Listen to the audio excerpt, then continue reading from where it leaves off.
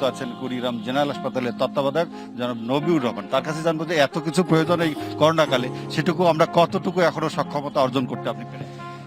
আমাদের 250 শয্যার নতুন বিল্ডিং ফাইনালি হস্তান্তরের পথে। আমরা এক সপ্তাহের মধ্যে এটা হস্তান্তর পাবো। আমরা সেটা মোটামুটি ফাইনাল।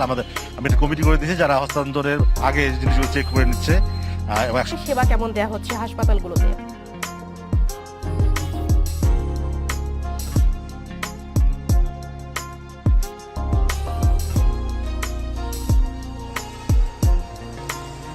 পঞ্চগড় আধুনিক সদর হাসপাতাল, এই সদর হাসপাতালেই রয়েছে চতুর্থ তলায় রয়েছে করোনা ডেডিকেটেড যে হাসপাতাল, সেটি স্থাপন করা হয়েছে। সেখানে শয্যা রয়েছে মাত্র 20টি।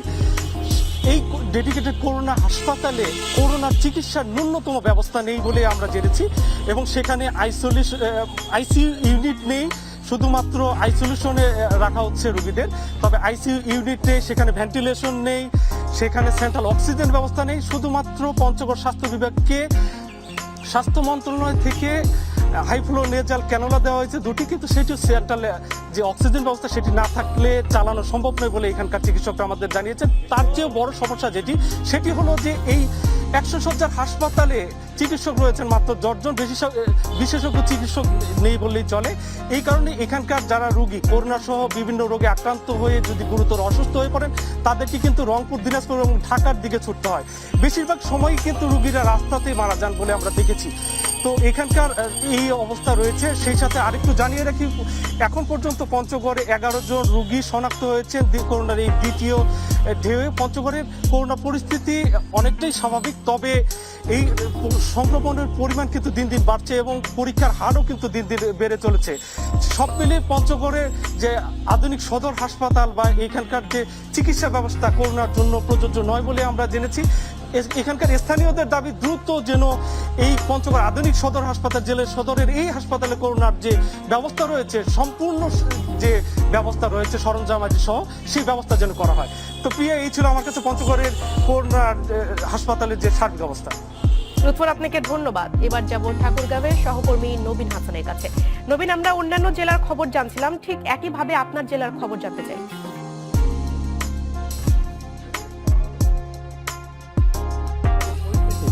উদ্যোগী সংক্রমণ দিন দিন বাড়ছে।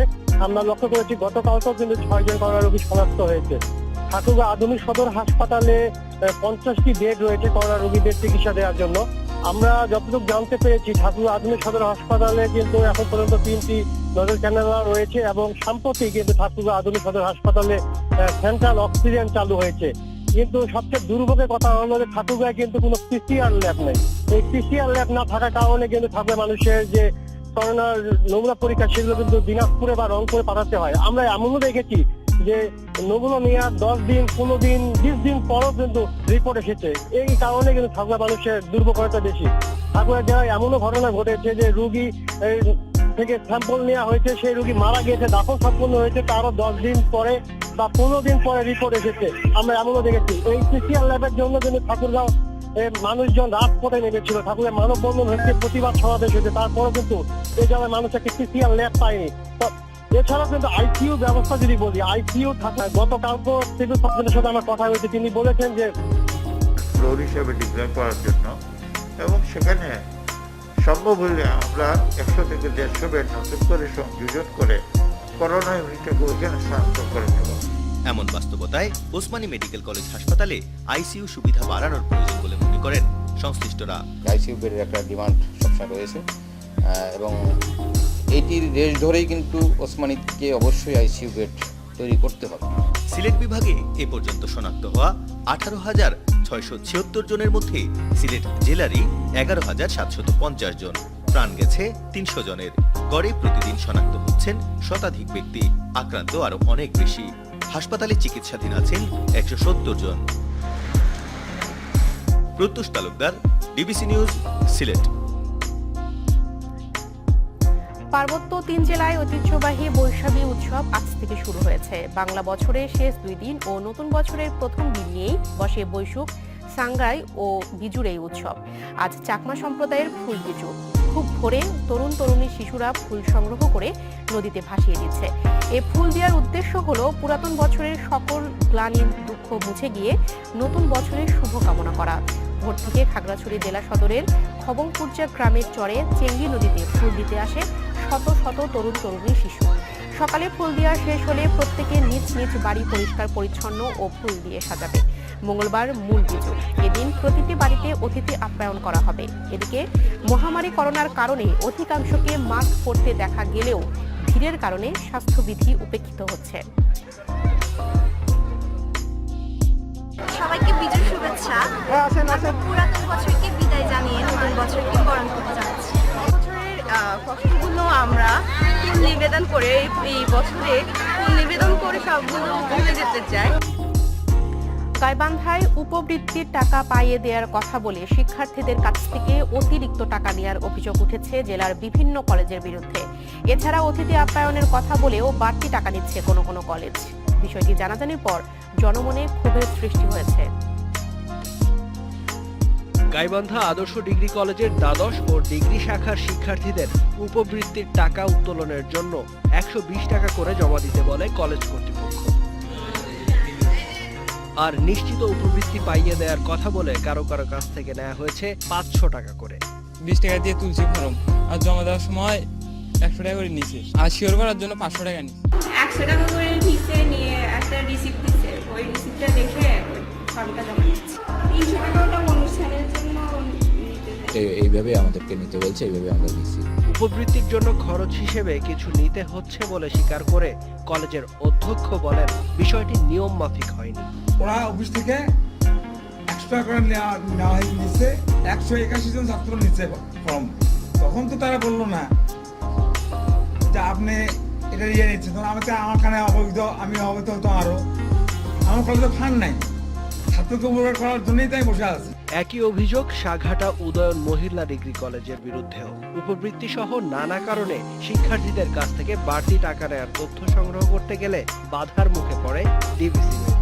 কলেজের উন্নয়ন এবং অনলাইন খরচ বাবদ 100 টাকা করে মেয়েদের কাছে চাইছি। খরচ তো নিতেই হয়, 50 টাকা তো নিতেই হয় অনলাইন খরচ। আর কলেজের উন্নয়ন স্টাফেরা কাজ করে, তাদের আপ্যায়নটা সর্বসাকুল 100 টাকা আমরা চাইছি। শিক্ষার্থীদের কাছ থেকে বাড়তি টাকা নেয়ার এমন অভিযোগ উপজেলার আরো বেশ কিছু শিক্ষা প্রতিষ্ঠানের বিরুদ্ধে। এ অবস্থায় তদন্ত করে ব্যবস্থা নেওয়ার কথা জানান জেলা প্রশাসক। আপনার মাধ্যমে আসলে অবগত হলাম, আমার কাছে কোনো লিখিত বা কোনোভাবে অবহিত নেই। প্রপারলি তদন্ত করে এই বিষয়ে যথাযথ ব্যবস্থা নেওয়া করব।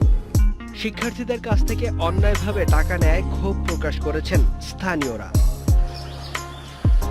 DBC news desk. দিনাজপুরের হাকিমপুর উপজেলার একটি আঞ্চলিক সড়ক নির্মাণ কাজে ব্যাপক অনিয়ম ও দুর্নীতির অভিযোগ উঠেছে। স্থানীয়দের অভিযোগ, শুধু নামেই মেরামতের কাজ চলছে, ব্যবহার করা হচ্ছে নিম্নমানের সামগ্রী।